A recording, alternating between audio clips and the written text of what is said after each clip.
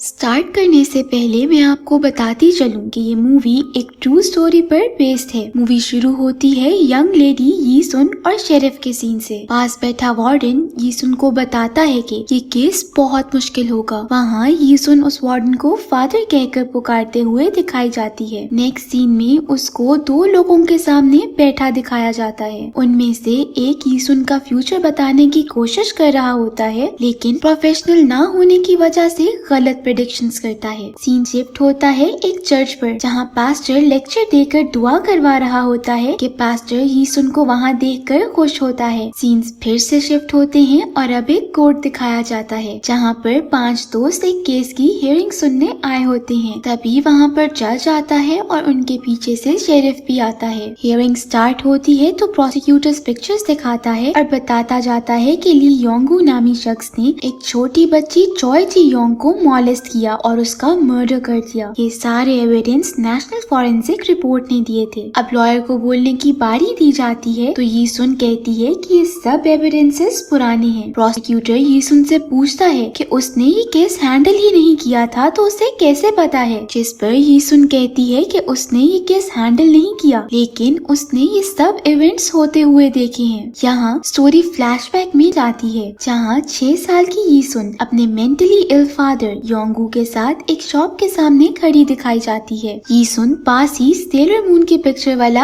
आखिरी बैग लेने की ख्वाहिश करती है। योंगू कहता है कि कल उनकी सैलरी आ जाएगी तो वो यीसुन को ये बैग ले देगा। उसी वक्त शॉपकीपर वो बैग शॉप में आए कस्टमर को दे देती है। योंगू वो बैग लेने के लिए यीसुन के साथ शॉप में जाता है। शॉप में जाकर योंगू उस कस्टमर से रिक्वेस्ट करता है कि वो बैग ना ले, क्योंकि वो अपनी बेटी के लिए खरीदना चाहता है। जब वो आदमी की बेटी को कन्विंस करने के लिए उसके चेहरे पर प्यार से हाथ रखता है तो वो कस्टमर उसको मारता पीटता है और जख्मी कर देता है। ये कस्टमर एक कमिश्नर होता है और उसकी बेटी का नाम चॉय है। वो लोग घर आ जाते हैं और रात को योंगू यीसुन से वादा करता है कि वो उसे सेलर मून का बैग खरीद कर देगा। वो दोनों बातें करते करते सो जाते हैं। योंगू अपनी लंच ब्रेक में खाना खा रहा होता है तो वो छोटी बच्ची चॉय आती है। वो उससे कहती है कि उसे पता है कि सेलर मून बैग एक और किसी शॉप से मिलता है। योंगू उसको फॉलो करता है और शॉप्स के बीच में से होता उससे थोड़ा दूर चल रहा होता है। योंगू को चॉय की चीखने की आवाज आती है। वो जब उसके करीब जाता है तो उसे जख्मी गिरा देखता है। वो ब्लड सर्कुलेशन के लिए उसकी पैंट उतारता है और माउथ टू माउथ देता है। ये सब पास से गुजरती एक औरत देखती है। योंगसू उससे हेल्प मांगता है, लेकिन वो उसे गलत समझकर लोगों को बुला लेती है। नेक्स्ट सीन में योंगू को इन्वेस्टिगेटर्स के सामने बैठे और यीसुन को घर में उसका वेट करते दिखाया जाता है। योंगू यीसुन के घर अकेले होने की वजह से बार बार उठ के जाने की कोशिश करता है तो इन्वेस्टिगेटर्स उसको मारते हैं और बाहर खड़े रिपोर्टर्स ये सब रिकॉर्ड करते जाते हैं। यीसुन को वेट करते पूरा दिन हो जाता है और अगली सुबह जब योंगू को स्पॉट इंस्पेक्शन के लिए क्राइम की जगह लाया जाता है तो यीसुन भी वहाँ पहुँच जाती है। स्पॉट इंस्पेक्शन पर जब योंगू को लाया जाता है तो वो पूरा CPR करके दिखाता है। वो इशारों में बात कर रहा होता है, उससे सही से बोला भी नहीं जाता। वो अपनी बेटी से जल्दी मिलने के लिए फिर से इन्वेस्टिगेटर्स को पैंट ढीली करके बताता है कि कैसे उसने बच्ची की पैंट ढीली की थी ताकि उसे सांस लेने में मसला ना हो। लेकिन पुलिस वाले समझते हैं कि उसने उस बच्ची का रेप किया था और उसे पकड़ कर ले जाते हैं। यीसुन कोशिश के बाद भी योंगू से नहीं मिल पाती। नेक्स्ट सीन में दिखाया जाता है कि योंगू जेल आ चुका है और चीफ वार्डन से मिलता है। चीफ वार्डन को योंगू के क्राइम्स का पता चलता है तो वो उसे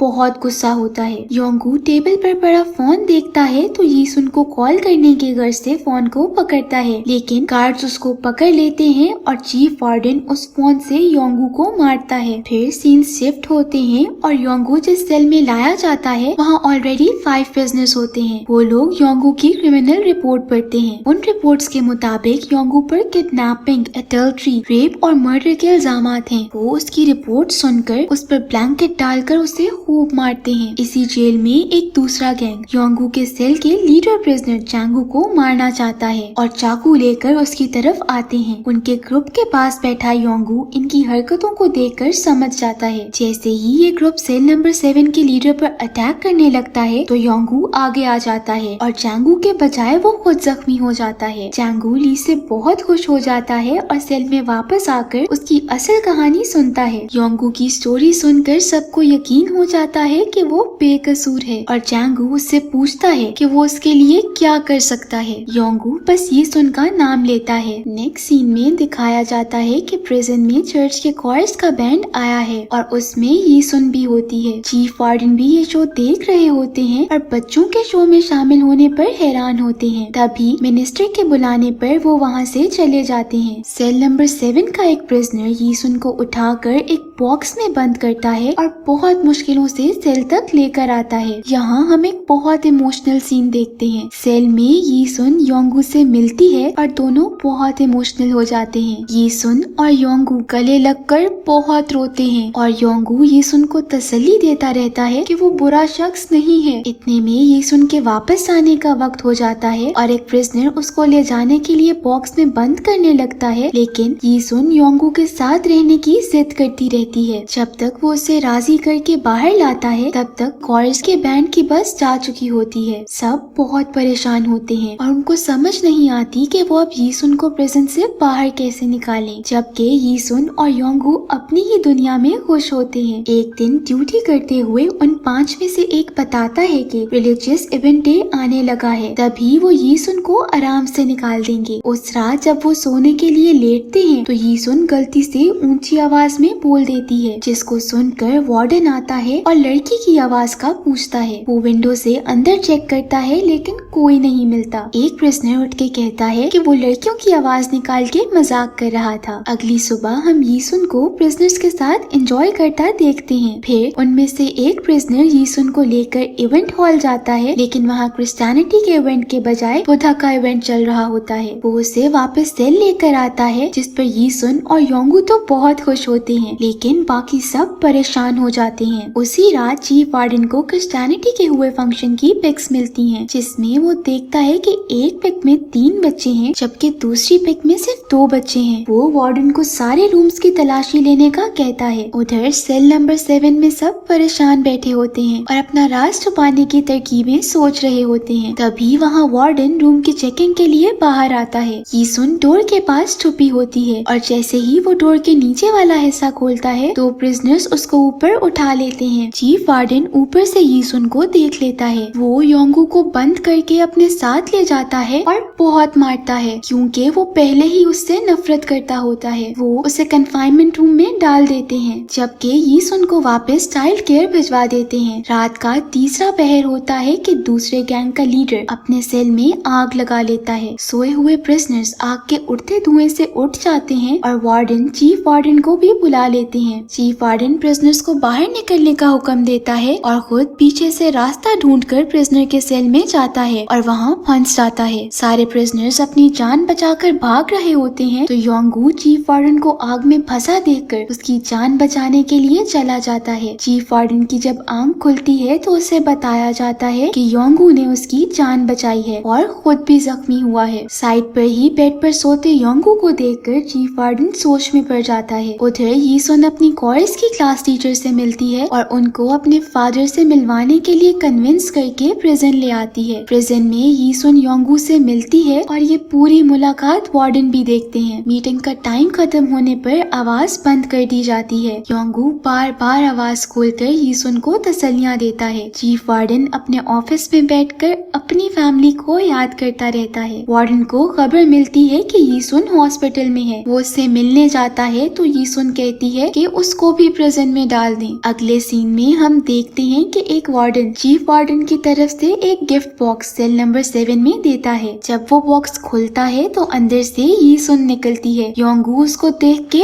बहुत खुश होता है। योंगू चीफ वार्डन का शुक्रिया अदा करने उनके लिए स्नैक्स लेकर उनके ऑफिस जाता है और उधर चीफ वार्डन उसको चॉय को मारने की वजह पूछता है। यहाँ हम ये भी देखते हैं कि चीफ वार्डन यीसुन का एक स्कूल में एडमिशन करवा देते हैं और रोज उसे योंगू से भी मिलवाते हैं। अब हम देखते हैं कि चीफ वार्डन पुलिस स्टेशन जाते हैं और योंगू का कन्फेशन लेटर कॉपी करवा लेते हैं। केस को पूरा पढ़ के उन्हें पता चलता है कि योंगू गलत फेम किया गया था, क्योंकि ये पुलिस कमिश्नर की बेटी का मामला था, इसीलिए केस को जल्दी बंद करने के लिए ये सब किया गया था। यीसुन अपने स्कूल में एक बच्चे के पास फोन देखती है तो उसे बोरो कर लेती है। चीफ वार्डन स्कूल आते हैं तो उसे पिक करके प्रिजन ले जाते हैं। प्रिजन में वो अपनी बुक्स के जरिए जैंगू को पढ़ना सिखाती है। जब वो उसे पढ़ाकर फ्री होती है तो एक प्रिजनर जिसकी वाइफ प्रेग्नेंट होती है, ये सुन अपने बैग से मोबाइल निकालती है और उसको कॉल करने के लिए देती है। उसको कॉल के लिए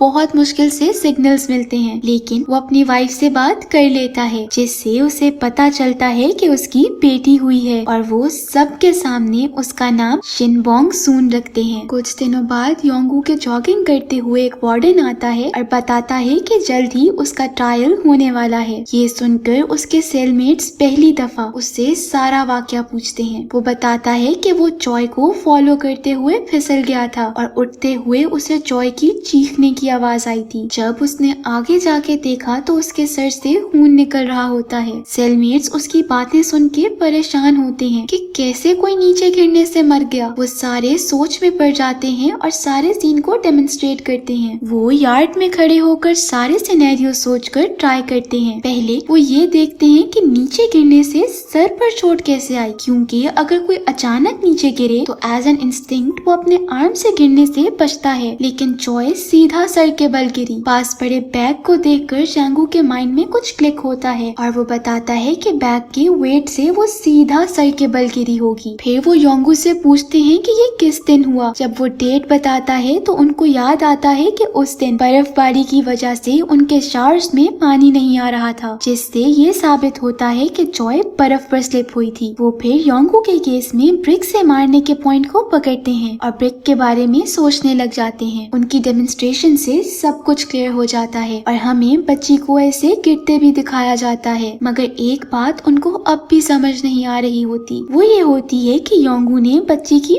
पैंट्स क्यों उतारी थी। योंगू उनको सीपीआर के स्टेप्स बताता है और ये सब वो ही होते हैं जो उसने जॉय पर परफॉर्म किए थे। उनको पता चलता है कि जॉय पुलिस कमिश्नर की बेटी थी और इस वजह से चीफ अटॉर्नी का इन्वेस्टिगेटर्स पर दबाव था, तो उन्होंने जानबूझकर योंगू को फेम किया था। उसके सेलमेट्स उसकी हेल्प का वादा करते हैं। सीन्स प्रेजेंट में आते हैं तो हम देखते हैं कि ये सुन जैंगू और उसके राइट हैंड को गवाह बनाकर कोर्ट में पेश करती है। प्रोसिक्यूटर उनके पास्ट को बीच में लाकर उनकी गवाही को इररिलेवेंट पोर्ट्रे करता है, लेकिन वो दोनों ये बात करते हैं कि क्या लॉ में कोई क्लॉज है जो ये स्टेट करता हो कि जैंगू या स्विडलर्स गवाही नहीं दे सकते, जिस पर पूरा कोर्ट खामोश हो जाता है और प्रोसिक्यूटर शर्मिंदा बैठ जाता है। ये सुन फिर नेशन को सालों सर्व करने वाले को गवाही के लिए बुलाती है। सीन्स दोबारा पास्ट में जाते हैं और हमें चीफ वार्डन को पुलिस कमिश्नर के ऑफिस में जाता दिखाया जाता है। उधर वो उनसे योंगू के ट्रायल में आने का मौका मांगता है। पुलिस कमिश्नर उसकी बात सुनकर उससे पूछता है कि कभी उसने अपना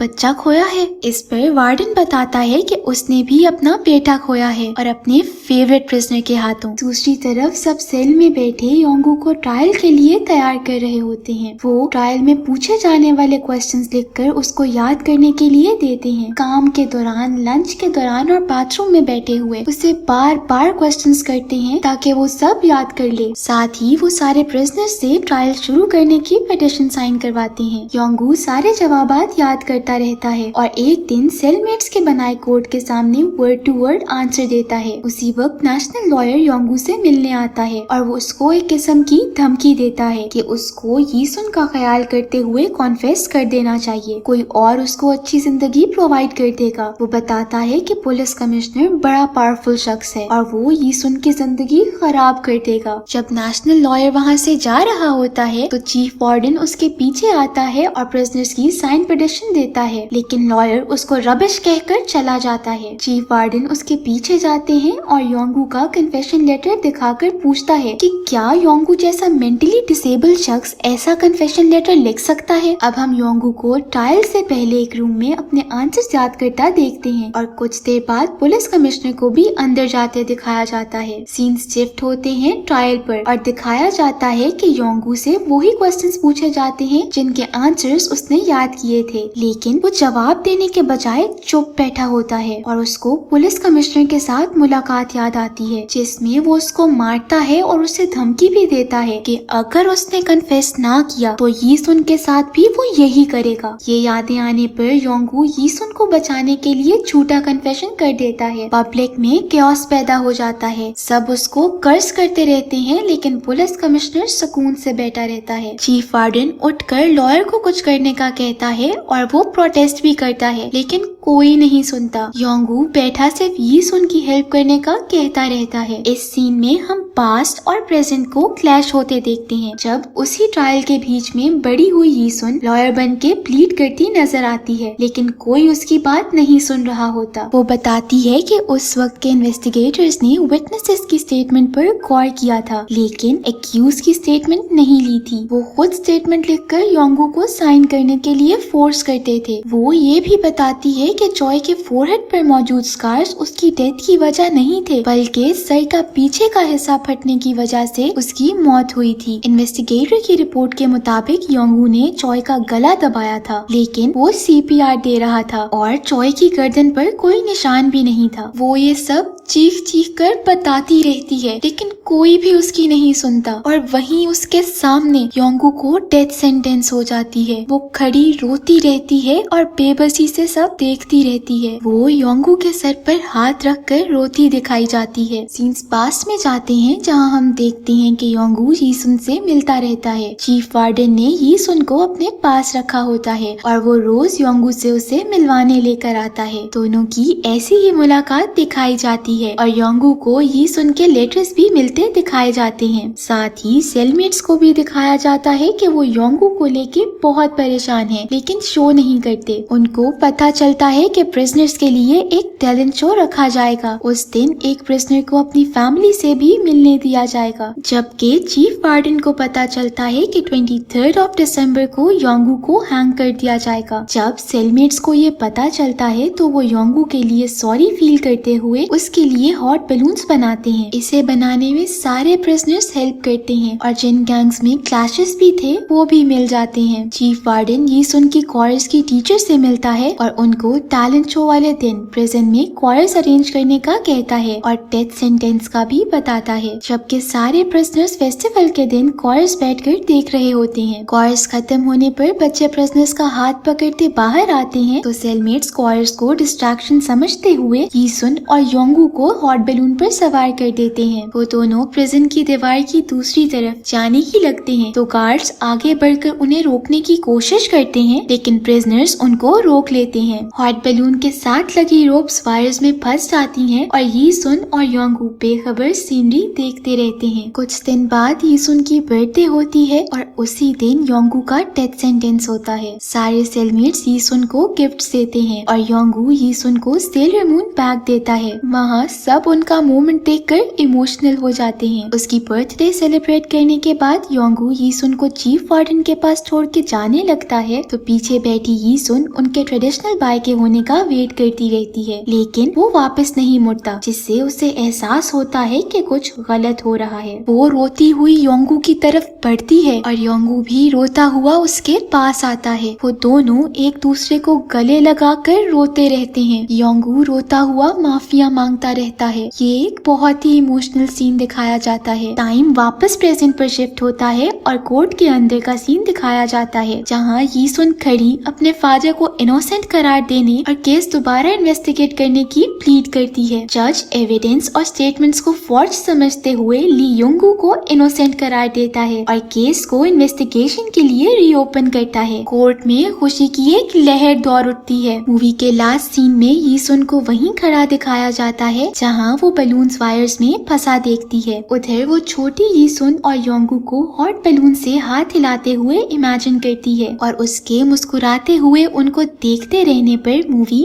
एंड हो जाती है। Thank you for watching.